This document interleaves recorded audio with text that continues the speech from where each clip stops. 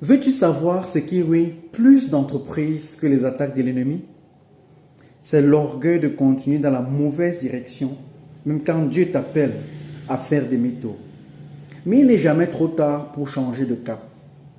En 2 Chroniques 33, voici Manassé, un roi, un leader, qui s'est perdu totalement.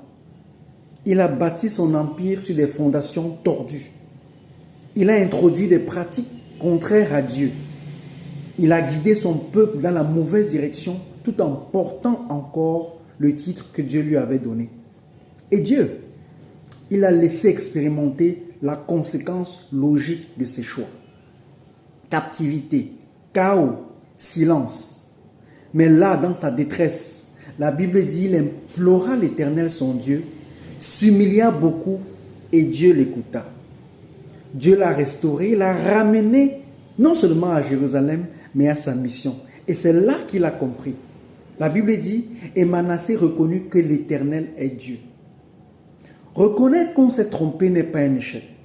C'est un acte courageux. Tu ne peux pas prier pour la faveur de Dieu et continuer sur une route qu'il n'a pas bénie.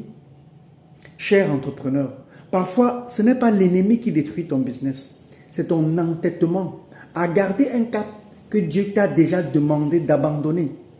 Tu vois que ça ne marche pas. Tu sais que ton cœur est loin. Tu sens que Dieu te parle, mais tu continues. Pourquoi? Ce que Manassé nous enseigne, c'est simple. Dès que tu te rends compte que tu t'es éloigné, reviens. Changer de direction n'est pas un aveu de faiblesse. C'est une preuve d'intelligence spirituelle. Donc arrête-toi, regarde ton parcours. Si tu sens que tu construis ton entreprise sans Dieu, ne continue pas dans la mauvaise direction juste pour sauver les apparences.